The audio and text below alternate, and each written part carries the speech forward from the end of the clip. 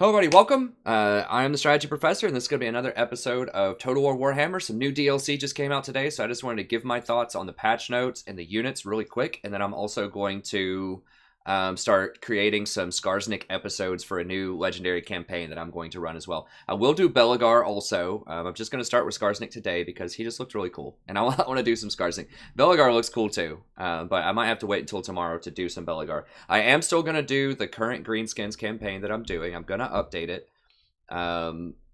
But I think people just kind of want to see some new content as well in terms of some of these basic races, right? Because I haven't done a new campaign for Dwarves or Greenskins since the Vampire Count stuff came out, since Beastmen came out.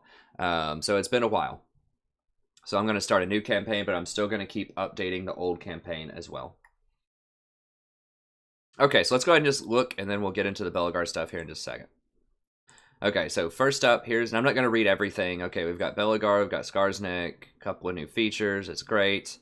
Some bug fixes, I don't think there's anything super important there. The graphics do look a bit sharper, I'll say that, so that's good. Yeah, just some really basic stuff here. Basic stuff, okay, general balancing. All right, so these are some things that I do want to talk about.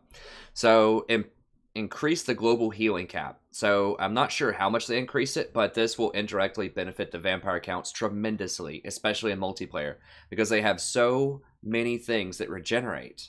It's just crazy. It's already extremely strong. If you've watched any of my multiplayer games, very, very strong mechanic. So what they've done, and I'll show you in a second when we get into looking at the units, they removed one of the healing potions. They took out the red healing potion. So now there's only one potion you can buy, the blue one. So it looks like they're going with the one potion max plus an increased healing cap. So it should balance out for just about everybody except for the vampire counts. It'll give them a huge boost, particularly in multiplayer, I think, which is cool because I like the vampire counts and I'm pretty successful with them. I didn't see what these do yet. Hold the line and Crown of Domination. I'll have to look at that when we look over there in a second. The new Goblin Fanatics thing. This is something that I've been asking for so long, and they finally did it because Goblin Fanatics are one of my favorite units. And frankly, they just sucked in the base game, right? Like, they come out randomly, you can't control it at all, and they do almost no damage. So now they fixed both of it. So now you get to choose when they come out. And I tried this out when I did just a random Skarsnik episode, earlier today, just to try to test it out and see what all's going on and just kind of see what I wanted to try to do when I did the campaign. Just trying to scout it out ahead of time.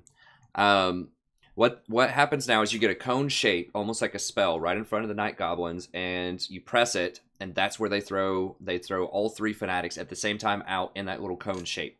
So it does kind of take away a little bit of kind of the coolness of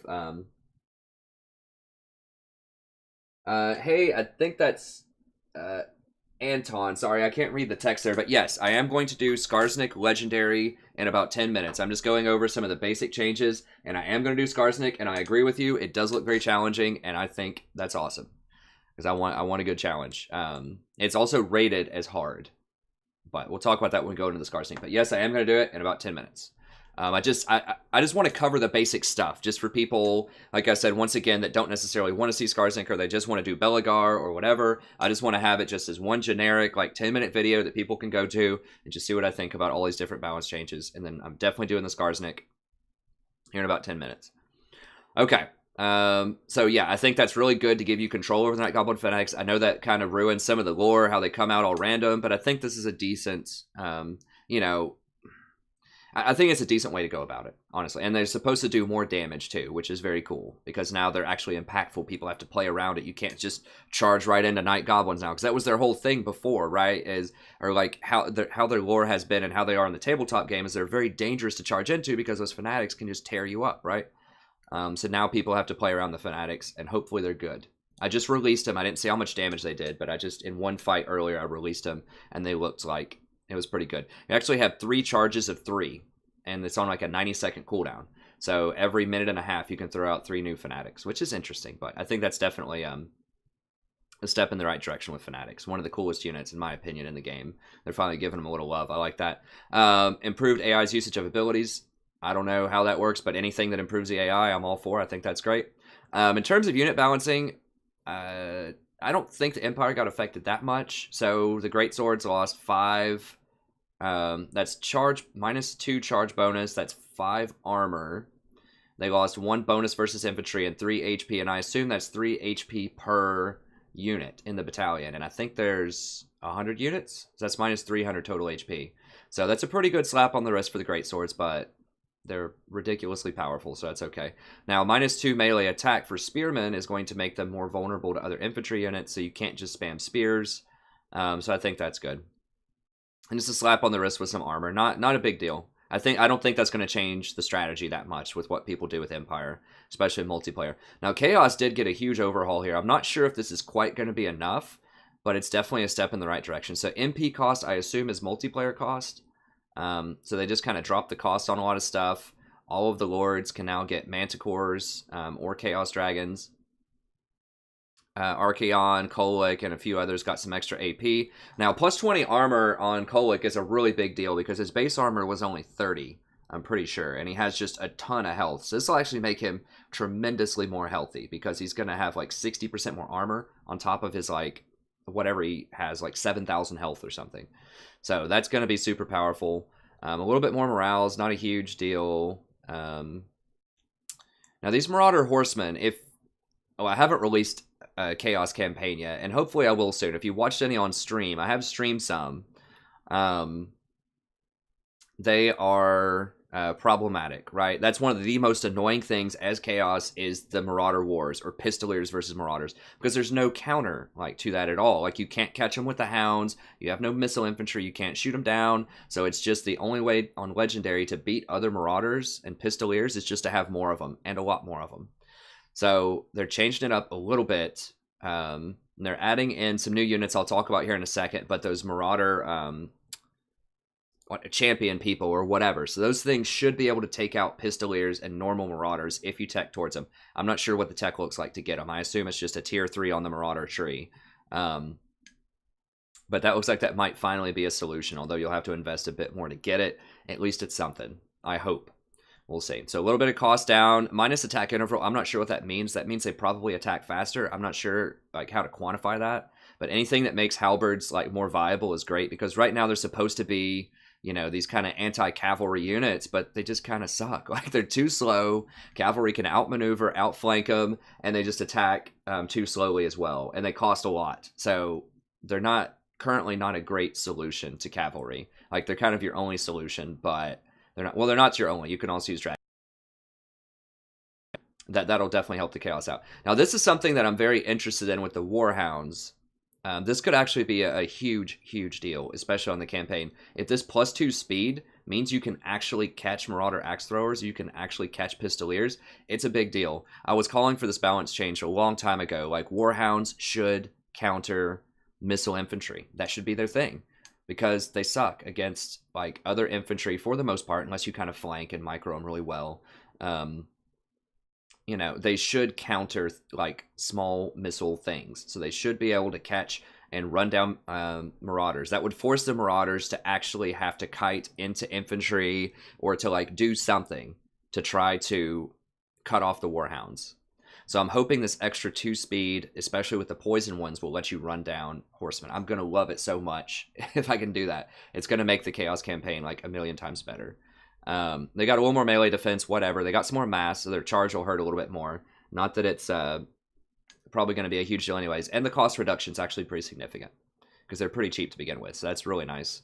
I'm not sure about the Shoggoth extra 20 armor. They're okay. I haven't been a huge fan of them. But I do like the normal Dragon Ogres, and I think +10 armor is another huge deal because their base is like 30, I think, and so it's kind of the same thing with Kolic. So with these upgrades to Dragon Ogres and Ogre Shoggoths, and Kolic, he might be a pretty reasonable Legendary Lord to play. I know one of my viewers wanted me to play a Legendary campaign with Kolic, and so I just might be able to do it and not fail, since I got a bit of buffs here. Okay, so Greenskins, not a huge deal in terms of what's already there. Boarboy Biggins got a little slap on the wrist with HP. Wolf Riders, that -1 armor penetration damage is kind of a big deal. But let's be real, they're a very good bargain for 300 gold, so it's probably justified. And the Wolf mounts. So most of the action is with the new units, which I'll show you here in a second. But the old units, there's not much to change there. Beastmen, same deal. Their Warhounds are better. This could be very good. We'll see. I don't like nerfing Cygors. I think the Beastmen need more help. Like, they need the chaos treatment here. Like, they need stuff. They need help. They're not amazing in multiplayer. So, I mean, these things are nice, but I don't think it's going to change much. They're still going to be pretty low on the pecking order. Vampire counts, Grave Guards, get a little bit less charge bonus. Not that it was high to begin with. A little bit less bonus versus infantry. So, slap on the wrist. They're still the best option for anti-infantry.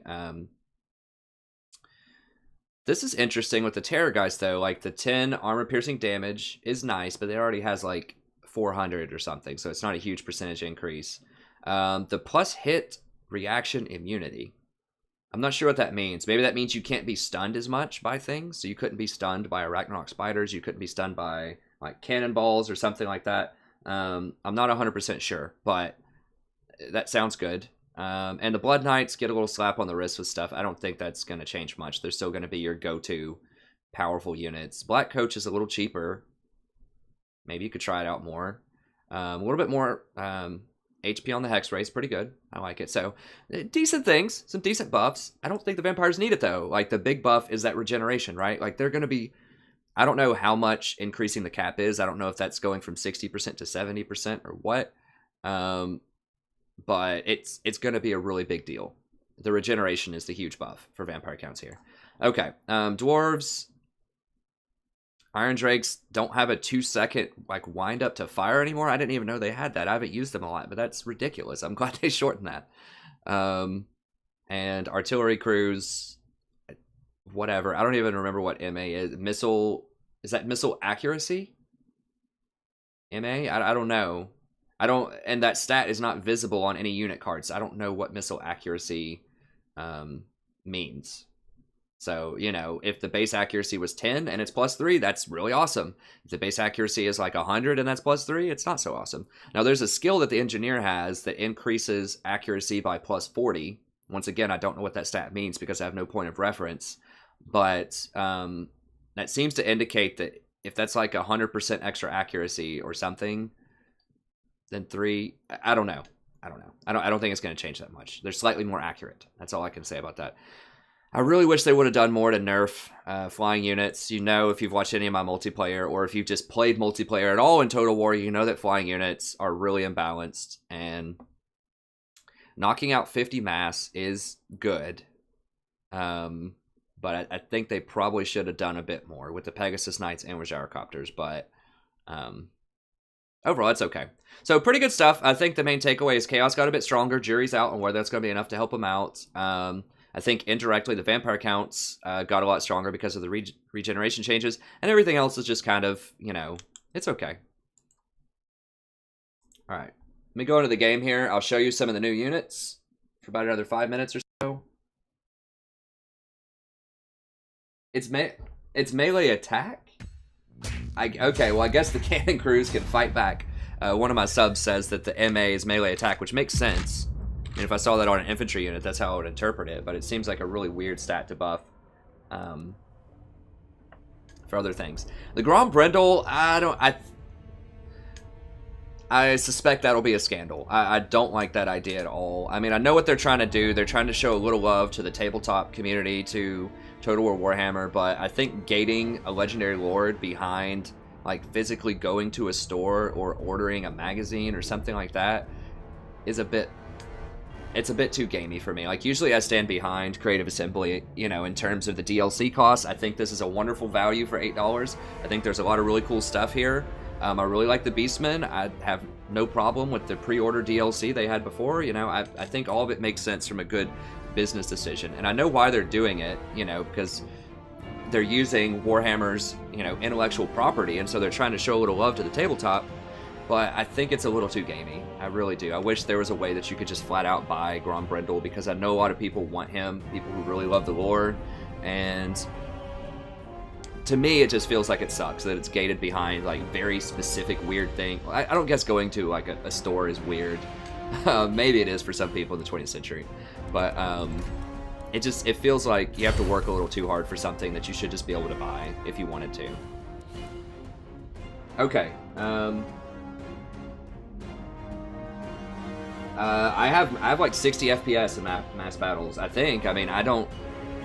Maybe Celester watches a lot of my stuff. He can probably speak to that more than I can, but I don't lag in mass battles, not to my knowledge. If the stream lags, I always make a VOD of it as well, and the VOD is always lag-free. So if for some reason the stream's lagging or whatever, there's occasionally lag on the stream, but it's not very frequent, then just go watch the VODs. I'll have them numbered. Anything that shows up in streams that's quality content will also show up in VODs, and the VODs are 100% lag-free because they're downloaded directly to my hard drive as I record it. So if there is any FPS problems, then let me know. I have a 980 Ti with a 6-core i7 processor, so I've got a pretty good rig for running the game.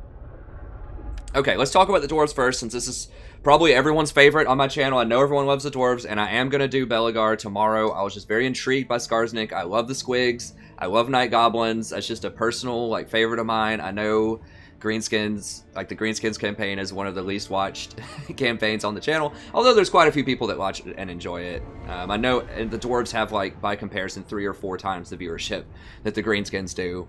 But I'm going to do Skarsnik today just because that's my personal thing. I like it. And then I'll do Bellagar tomorrow.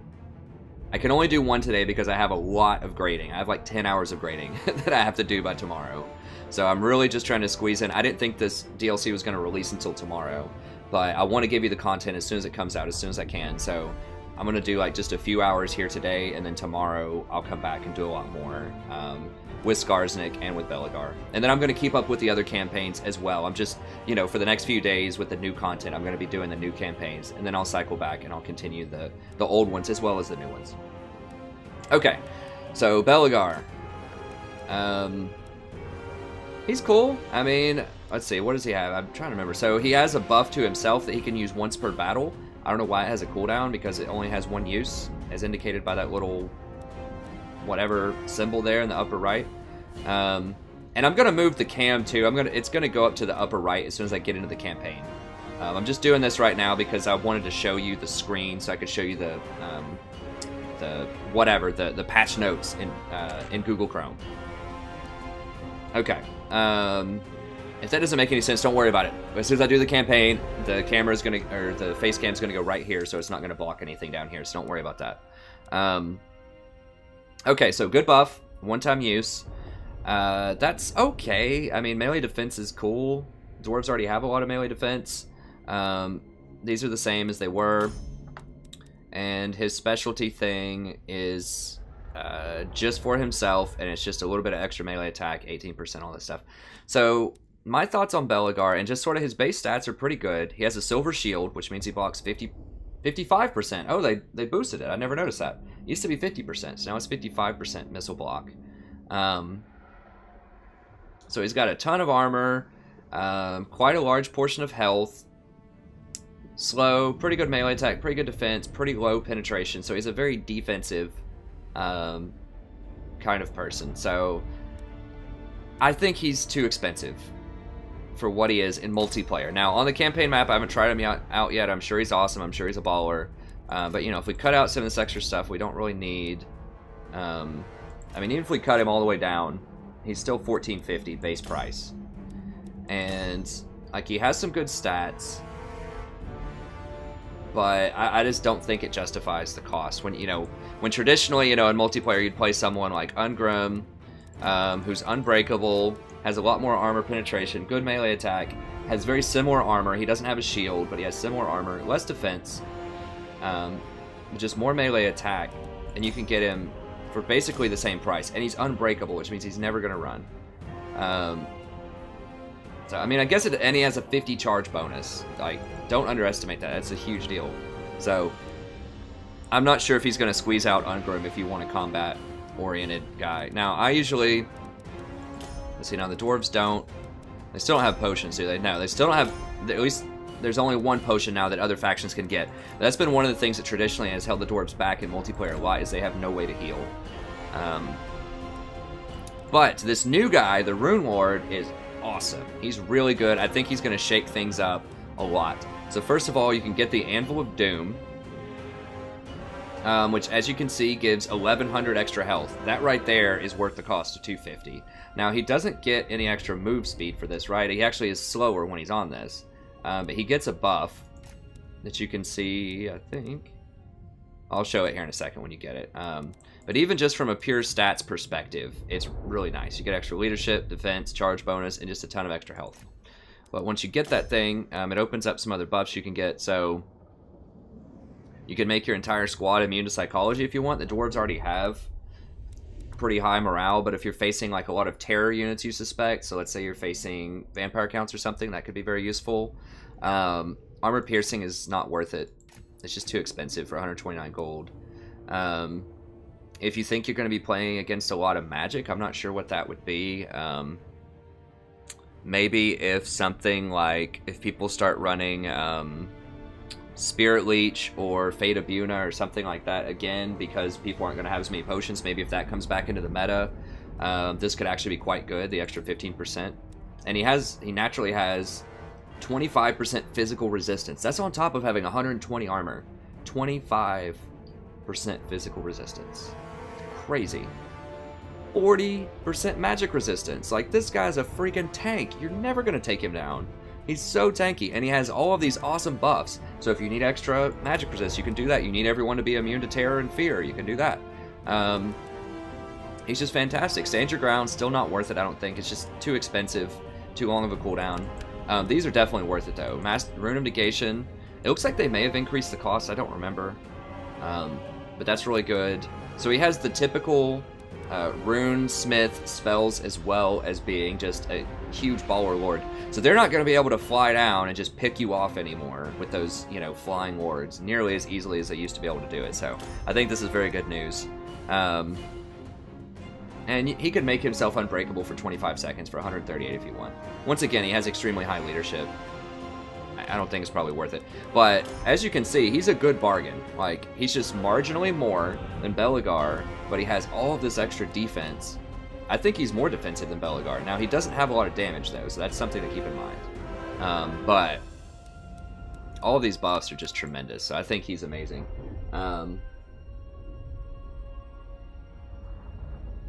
Oh, do they? Celeste's saying that the runes stack. Master Rune of Oath and Steel.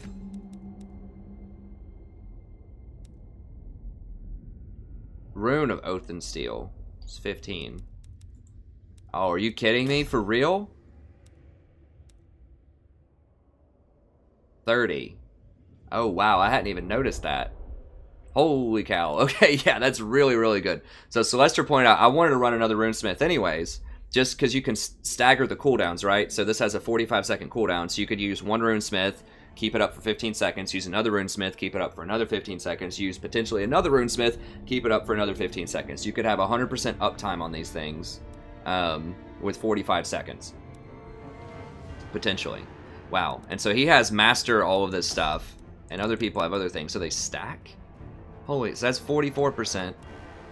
20, so you could get 66% damage resistance for your entire squad if you wanted to. Yeah, that's really good. Okay, I think the dwarves may definitely be back in the meta, which I'm sure viewers are really going to love, because I know I have a lot of dwarf lovers on this channel. I love dwarves too, and grab all those. I love dwarves too, and so now I can actually play them more and be competitive in games. That's really good. Engineer got some interesting stuff, I think. Let me see here. He got, this is kind of cool. It gives, like, if you just want to sit in place and just fire and shoot things down, you can do that. With, like, a cannon or some quarrelers or something like that. I think that's pretty good. But I think he got one of these. Yeah, he got 2 new toys over here. I don't think he had these in the last patch, so we'll just assume we'll keep that one, but we don't want this other stuff, just to save some cost. -8 melee attack to everything that's around him. So yeah, he's ranged, but if you walk up and get into melee, you take away 8 melee attack from everybody. That's pretty dang strong. So that's definitely worth it. And then plus 12% weapon damage for everybody. So once again, it's not like earth-shattering. That's pretty good. So look at all these auras these guys get. Like, your squad is going to be so amped up. With all of these auras, it's tremendous. So let's talk about some of these new units and changes. So they shaved some cost off of the miners. I don't remember if they did it this patch or last patch, but that's good. So now they have the Regiments of Renown. I think these guys might be a good bargain. The dwarf ones are pretty expensive. They're 200 gold more than their normal counterparts. You can kind of see just how powerful they are comparatively. So you get a little bit of a buff here. You do get more charges, so you can throw a lot more grenades, which is always fun. But I do think that getting up to 27 melee attack, plus having Frenzy, which got buffed this patch, anything that has Frenzy now gets an extra 12% weapon damage. Hello, Savage Orcs. I'll talk about that in a second. In addition to melee attack. Getting +8 melee attack. So this guy really has, 35 melee attack. That's pretty huge. And he has the flaming ammo. And he has really huge penetration. 17 armor piercing, so that's really good. If we just look at the stats here, I mean, this guy basically has, 15 more melee attack than the warriors with great swords, and he has extra utility because he has those bombs. Yeah, I think he's great. This is one that I would definitely run. I think this guy's, or at least definitely worth considering. These guys have flaming attacks, which is really good. So anything that's weak to fire, that'll be really good. Let's see, these guys, this 30% vigor, this is another, I would definitely run these guys too if you can squeeze them into your army, because that 30% vigor, it just refreshes everybody, it keeps everybody fresh. I've talked about in past videos, if you look at, I think it's dwarf number 11 of the original campaign, I talk about the impact of vigor on combat effectiveness. It's just massive, massive, massive effect on your 2-hit, of course on your speed, on your morale, on your accuracy with missiles. It's just anything you could think of on your melee defense. It really, really affects you big time. So having the ability to constantly keep all of your people topped off to where they never get tired while the other side gets exhausted in these huge fights, because it's going to take them forever to beat you down with all of these like ways to mitigate damage, right? So the fights are going to last forever. So you could just wear them out. They're just going to get exhausted and not be able to hit you anymore, especially if you keep refreshing with this guy. On top of the fact that, he just has better stats all around in general, which is okay. That's cool. But the main reason you would pick this guy is really, really powerful. So definitely consider him. Now these new Dragonbacks so these are new Slayers, 250 more, so they're pretty expensive. They have a very unique trait where it's, they debuff people they hit for negative 25% fire resistance. Yeah, Celester, I mentioned that earlier, but I just want to reiterate, they removed the red healing potion, and I'll show you that when I show you the greenskin side of new units here in a second. But yes, you are going to be the endurance kings if you play dwarves. So this is really interesting, and if anyone knows in the comments, let me know. If someone can go into negative fire resist territory, so let's say someone has 0 resistance to fire, if this hits them, does it go negative 25% resistance? And if that's the case, do they take 25% more damage from fire? Because that would be a really, really good debuff that you could put on them. Because then you can use things like, you can use, who are the people that had the flame? Yeah, these guys would deal 25% more damage. Your gyrocopters with brimstone guns, 25% more damage. So there's a lot of things. And of course the Iron Drakes, I'm not sure if they're viable in multiplayer, even with the slight buff, but definitely you can find some uses if you can make people vulnerable to fire, that these guys might be useful. And these other things are okay. Actually, these hammers are really good. They're very expensive. They're 400 more, but they have this trait called Sunder Armor, which reduces the armor by 32 of the thing they're fighting. So they just might as well not even have armor with how much armor piercing you have. That is a consideration, though. With most things that you're fighting, 40 armor pins going to cut through them, unless it's like great swords. But I guess this will give you some big game against great swords and black orcs and things like that have really heavy armor. Now you're basically going to be shredding 72 armor. You're going to be ignoring 72 armor. Not only for yourself, not only for your unit, but if you...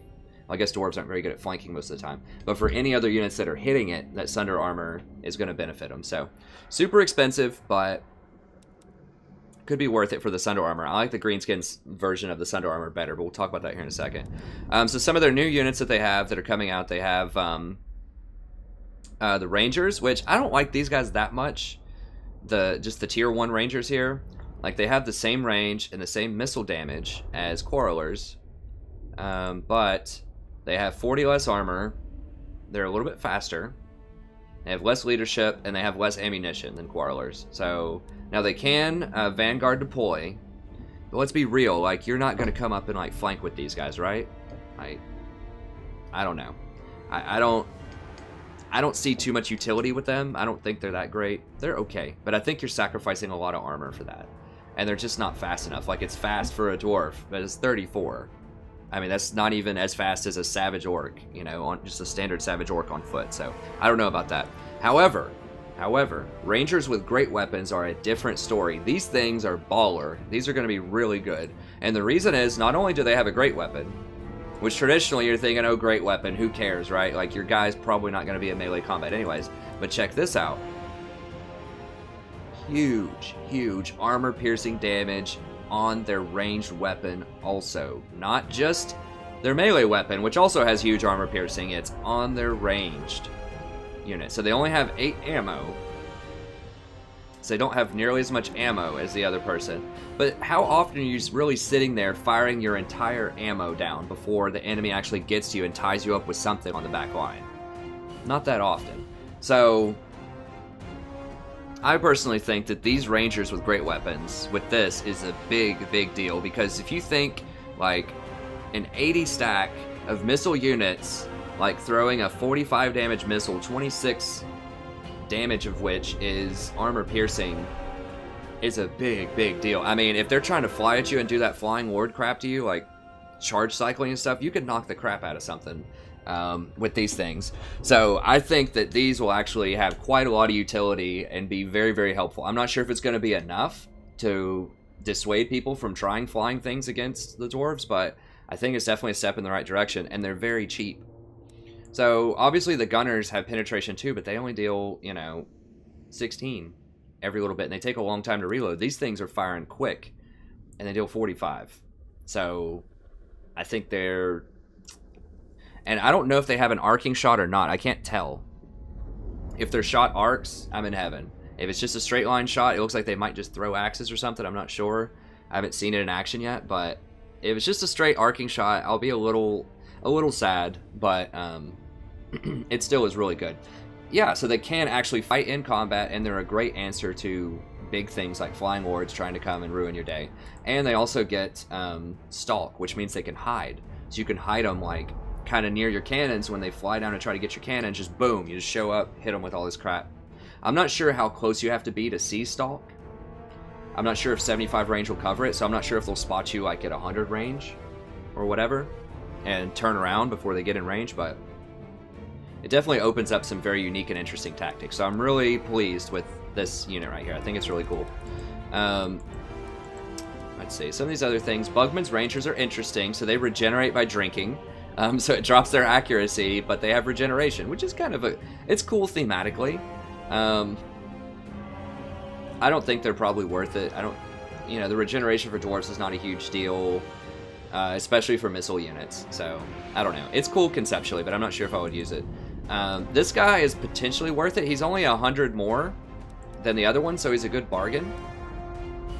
And I don't think he has much increased stats. Yeah, he does, actually. He has a bit more defense. He has a lot more attack, actually. Holy crow. Yeah, so he's definitely worth it. But the thing that really caught my eye that was most interesting is this new buff that you can put on an enemy. It's a hex. And they take extra... It looks like they have less missile resistance, which, once again, I don't know if that can go negative or not. And they lose armor. So you can just throw that on the Lord, and it just complements what you're already trying to do, snipe them down. So I think that looks sweet. Honestly, I'm...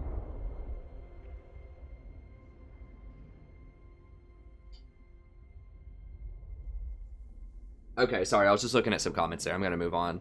I'm not really sure what the point of the Skolder Guard is. If anyone knows, let me know. I mean, he clearly has more like penetration, which is great.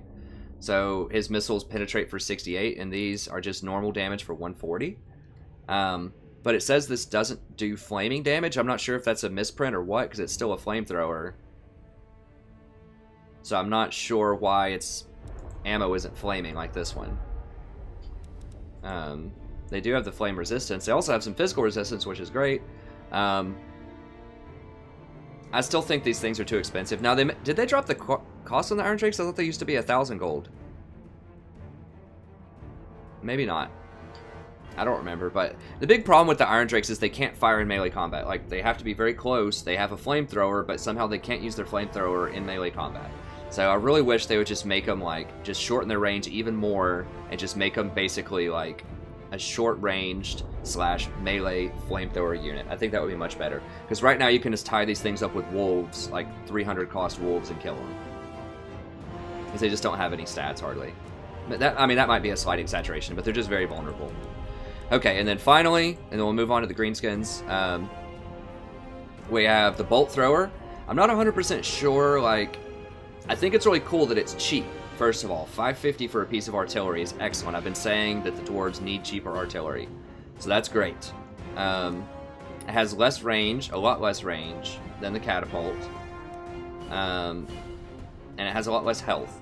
But I suspect it's probably a lot more accurate. That would be what I would guess, is it's accurate and it's heavy armor penetration. That would be my guess. So it's kind of like a cannon, but hopefully even more accurate for a cheap cost. So this, once again, would work towards sniping out flying lords who are trying to come and harass you, because that's the biggest problem with the dwarves. That's why I didn't play them very much in multiplayer. It's because they just did not have a good answer to flying lords. You would think they would, right? Because they have great missile units, but they just run in and tie up your missile units, and it's just so hard. So this is a good step in the right direction. This thing flings goblins, which is really cool thematically, and it lowers the leadership if things hit. So if you're against low leadership stuff, like a bunch of goblins or something, it might be pretty good. It might be good against Bretonnia. Bretonnia has very low leadership. So there could be some utility for this. It's only 100 more. It might be worth picking up. The Gyro Bomber, I still don't think is worth it. It's just way too vulnerable. I mean, it's a 1,400 gold unit, basically, that has 2,000 health. That's all you need to know about this unit. Like, it's just really underpowered. Like, they need to make this thing like a freaking, like, air, like, battleship, right? Like, they need to give it, like, 4,000 armor or something. And I don't care if they increase the cost. You know, make it like 1,800 gold and, you know, make it have like 5,000 health. They just need something where it doesn't die immediately to flying lords. So, yeah, I mean, it has some cool stuff about it. It's got some bigger bombs. It's got some other stuff, but it's just way too vulnerable. I think that the Brimstone guns are still your best bet if you want to go for the Air Force. Okay, let's talk about Greenskins. Now, you'll notice they have different... I'm not sure what the point in playing these different, like, sub-factions are. They have literally the exact same units. I double-checked. They have all the same units. As the Greenskins, you just are limited on lords. So I'm not sure what the tactical advantage is, unless you just want to have the banner of the Bloody Hand, just to be cool or something. I don't really know, like, what the deal is there, but... Okay. So for those of you just joining in, I'm just going over a couple of the units here really quick in a VOD, and then I'm going into the Skarsnik campaign, and we're doing it legendary. We're going big. We're probably going to die, but we're going to do it. I've already tried it out a little bit. It is very hard, but it looks like a lot of fun. So Skarsnik is coming. I'm just reviewing the units and what I think about the patch changes really quickly, just for people that are only interested in multiplayer or only want to play the dwarves or something like that and aren't interested in Skarsnik. So I'm just... quick overview of the stuff. We're just about done. We're just about there. I know it's taken longer than 10 minutes, but whatever. Hopefully there's good information here. Okay, so in terms of their new war bosses, this guy's kind of cool. I mean, he's very expensive. He's super expensive, right? So he's 2,500. So you kind of have to put him on a boar. He has a special boar. And he has a lot of, like, things here. So you can get improved recharge rate. You can get 12% damage resistance for everybody, which is sweet. So that's really good. He has Frenzy, of course, which is good. Miscast chance plus 40%. That's actually really good. Because what happens if you miscast, it does a lot of damage to the caster. And they buffed, like, miscast or debuffed. I don't know. They made it a lot worse. If you miscast, it does a lot of damage. Like, I've seen it take off, like, almost a third of a spellcaster's health before. I've seen people die from miscasting. So miscasting does a lot of damage. So extra 40%, map wide means that anytime anyone tries to cast anything, unless they have a special buff or something, or an item where they're not going to miscast, they're probably going to miscast because the base chance is 50%. So this brings it to 90%. So it's a very, very powerful anti-spellcaster. He has Arcane Conduit. That's in addition to this one. So he has a lot of power recharge rate. And then these things are just too expensive for what they are. Wa is good. And he has this. Now this is not what I thought it was going to be, I think. I'll have to try this out, but the way it looks like, I don't know if the Legendary Lord can't move while he's casting this, because it says cannot move, like it's bad. Like I would think cannot move would be green, but maybe not. Now, if it's cannot move as in the enemy cannot move, I'm going to have to rethink my strategy, because that would be tremendous, because Greenskins also have a hard time with Flying Lords, running in and out, you know, cycling charges on you at the end of the battle, and all that kind of crap. So if you could hold him in place for 18 seconds, holy crap, I'm going to run this guy every time. Like, I don't even care like what's going on. I'll find a way to run him, because that will be like ultra powerful. So I don't know if cannot move applies to me because it's in red, which doesn't really make sense thematically. I mean, maybe he has to sit there and like poke it with his pin needles or something.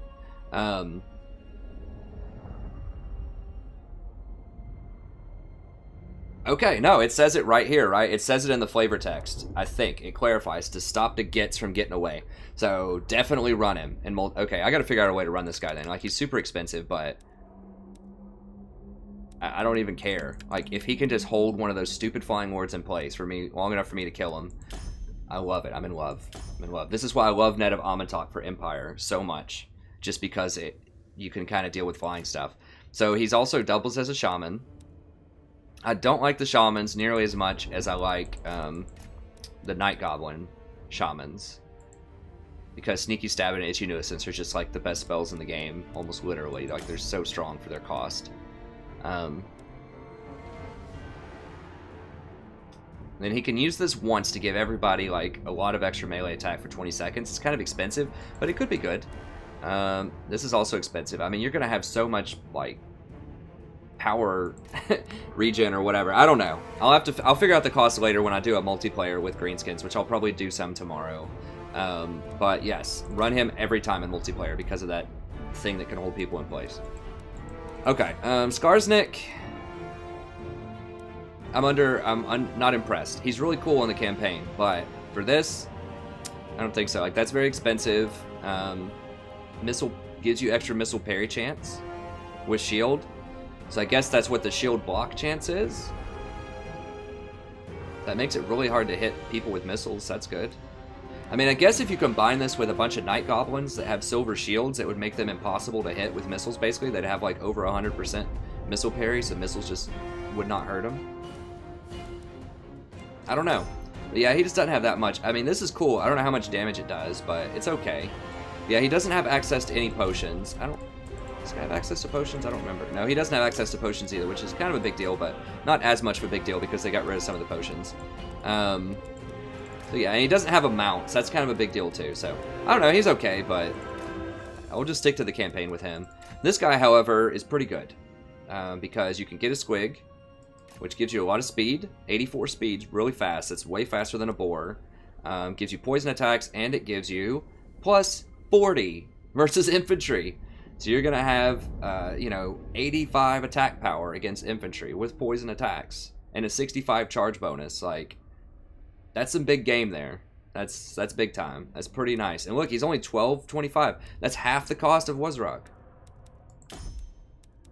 So maybe if you're not playing against Bretonnia or maybe Empire, then you might be able to run this guy instead of Wizrock. But if it's Bretonnia or Empire, you need this guy for the anti-flying. Yeah, once again, he has the same ability, and he can actually run one potion. So as I pointed out, and as Celester pointed out, the red potion is no longer available. You just have one healing potion. So that's a pretty aggressively costed there. Like, he's pretty powerful. He has good armor piercing, decent armor. He's fast. He has poison attacks, and he gets just an insane bonus against infantry. So I like him. I mean, he does have low leadership, but I think he's a very good cost. I like him more so than the Orc War Boss, I think. I'll have to try him out, but I think he's really powerful, so he's a good option. Okay, new stuff here. So fanatics are actually a lot better now. You can see they have a new icon. It says the same thing, but I think they're going to be a lot better. We'll try them out in the campaign. Now these guys are sweet, I think. These guys are really awesome, and I like what they're doing with the direction. I think I'm going to be spamming a lot of these guys in the campaign. That's what my initial strategy will be, I think. And so why are these guys so sweet? Okay, well, first of all, they have very heavy armor-piercing damage, so 18 armor-piercing, and you desperately need that early game against dwarves. Like, because traditionally you can't do anything about dwarves until you get something like trolls or boars that have armor-piercing damage, because goblins just tickle them. Like, goblins don't do any damage to them, normal goblins. So the fact you can get these guys at tier 2 at a very reasonable cost is very nice. They're also very fast, you know, for infantry, so they can run around and get to things quickly. They have pretty low armor, pretty low leadership, standard goblin stuff, but they do get plus 36% armor-piercing damage if they're winning in melee combat. So that's huge. I mean, all of their damage is armor-piercing just about. So, you know, they're basically dealing, what, 24 armor-piercing damage for a 500 gold unit at tier 2? Holy crap. And they have 26 base melee attack, and it goes up to 42. 42 melee attack on a 500 gold unit at tier 1 that's dealing 24 armor-piercing damage per swing. And does poison. Like, Jesus. they hurt, but they have to be winning. They have to be winning, so they can't be surrounded. So you want to, you know, attack from the back. You want to flank with them a lot, which is really fun. Because if you just attack them straight up the front, you know, they have very little melee defense, very little armor, and they're not going to be winning, so they're just going to get beat in. So you can't just run them up the middle. You have to flank a lot. So it's kind of like a beastman type of strategy. And this is something that I think is super cool. They have a smoke bomb, so it slows other units down by 76% and slows their charge down by 76%. So if someone's trying to charge you and you're fast enough with activating the smoke bomb, you can basically nullify their charge for the most part. And most importantly, hallelujah, you have an answer again to flying units and spamming charges on you, because they try to come down and just cycle charges on you. You can just smoke bomb them. It's going to slow them down 76% for 21 seconds, and that should be slow enough for you to surround them and beat them down, I hope. So this is really sweet. This is another anti-flying thing that I love. And as Wild Boy pointed out here, they have the stalk, which is awesome. That means you can sneak around and hide behind them. So this is very similar tactics to what the Beastmen do, and I love the Beastmen fighting style because of that. So you're going to be seeing me do a lot of this in the Scarnet campaign here in just a second. But I think with these new goblins, you really want to stalk, because the night goblins with fanatics also have stalk. So a lot of these night goblins have stalk, which is super cool. So yeah, I'm a huge fan of this from a design perspective, just from a coolness perspective. This is a home run. These guys are awesome. They have a lot of great abilities, but I don't think they're going to be too overpowered.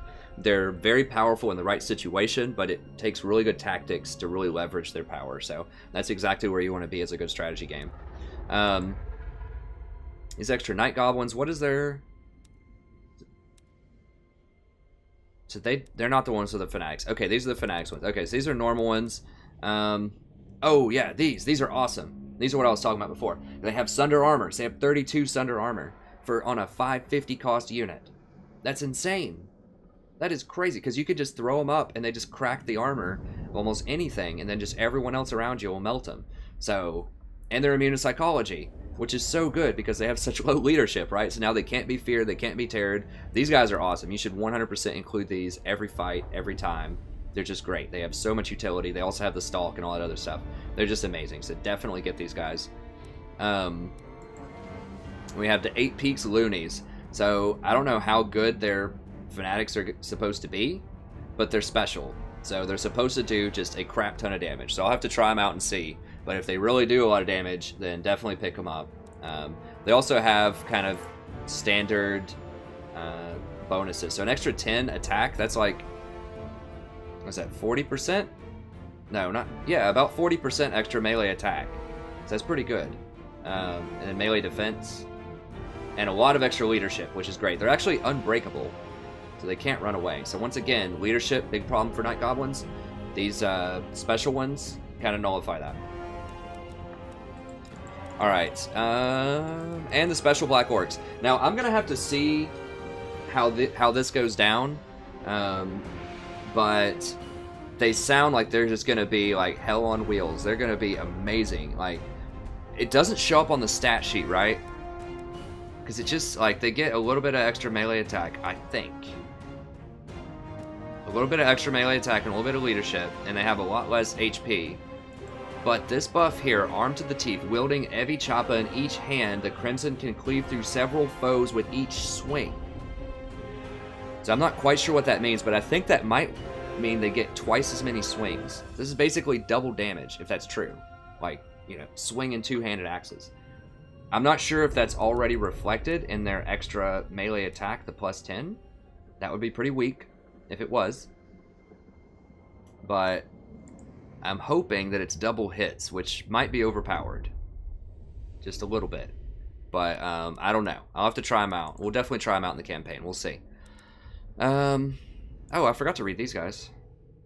Oh, they also have armor piercing. Holy crap. Okay. So they're amazing also. So you have two different sundering units. You have these guys and these guys. You want both of those because that sunder is super powerful. Okay, they have an AoE like Slayers is what Celeste says. Okay, so I'll have to just see how that fans out. We'll definitely try them out in terms of those the Black Orcs. Okay, Moon Howlers. I don't think they're worth it. Maybe. The 200 extra gold is a lot. That's like 60% more gold for these things. And they have a little bit more melee attack defense and they cause fear. It's not enough to impress me. Now, Squig Hoppers look like they'll be quite good. There's 80 stack. Now, first of all, the first thing you'll notice is it's 650 for a cavalry unit. That's pretty good. That's extremely cheap. Now, if we compare them to boars, if we look, we'll do it this way. So Squig Hoppers have less health, less armor, less leadership, but they're way faster. They have a higher melee attack with poison attacks. They technically have one less weapon strength, but the Squig Riders get an extra 9 versus infantry. So they're quite strong. Now, the boars do have a larger charge bonus, so, but these are cheaper. So I don't know. I think they're really good. I'm going to try them out. Goblins, they are immune to psychology also, and they have Vanguard deployment. So they have a lot of utility. So we'll try them out. I think they're going to be pretty powerful. I think that the normal Squigs are probably better than the Riders, but I'll show you that here in a second. We'll see. What do the special ones get? I can't even remember. Immune to psychology, they get some missile resistance, extra melee attack and defense. For only 100 more? It's probably worth it. It's pretty good. They get the scaly skin. Probably worth it. What are these guys? I don't remember what they get. So these guys are...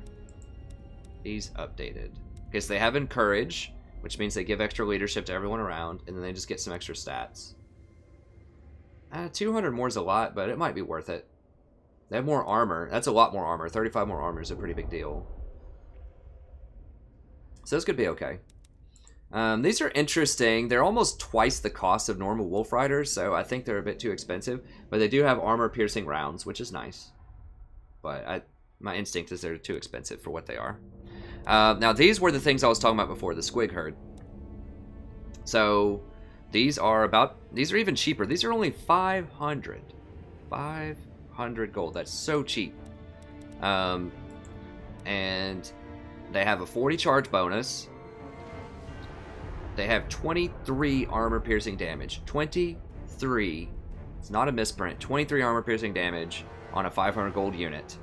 And they get plus 11 versus infantry. So that's 34 if you're hitting infantry.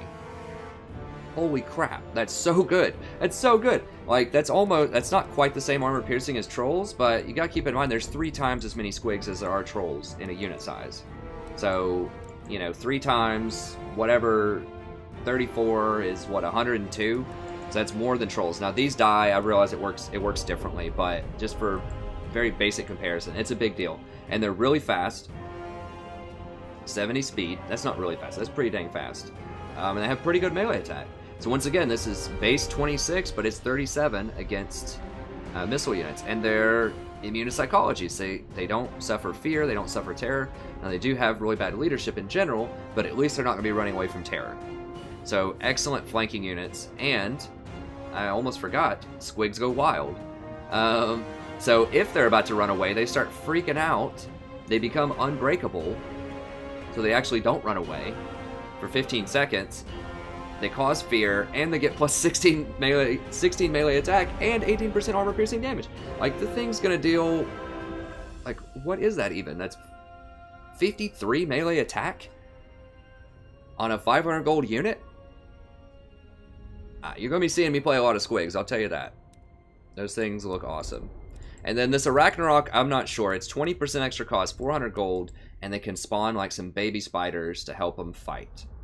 I haven't tried those out yet. I mean, their entire usefulness hinges on that. Like, they get a little bit more melee attack, defense, and leadership, which is great, but it's really going to come down to whether or not those little spiders are worth it. Now, these guys throw dwarves, I think? No, they don't throw dwarves. But they do blind people, so we'll see how that works. I mean, so whatever they hit gets negative 34 melee defense, negative 36 attack, and negative 40% accuracy. So it could be very useful. Now, I'm not sure if that hits your own units, if that blinds your own people, it might. But if you can, like, friendly fire this into some, like, really dangerous big units, like other Black Orcs or Great Swords or something like that, this could be really powerful. Okay.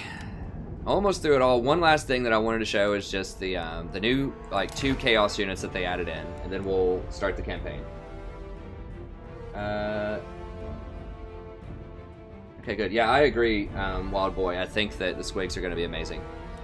Alright, so I just noticed, let's talk about the Aspiring Champions first. I'm not going to go through all the, like, cost changes and analysis and things like that. I'll do that when I do a Chaos multiplayer. But I will just go over just real quickly the new units. So it says you can only have 3 of this type in an army. I've never seen that on a normal unit before. So I've only seen that on units of Renown where you can have 1, and then of course you can only have 3 total heroes. But this literally says you can only have 3 per army. I really, really wish they would do this with some of the abusive flying units like Pegasus Knights, maybe even Gyrocopters. Like, just limit it to 3. Please.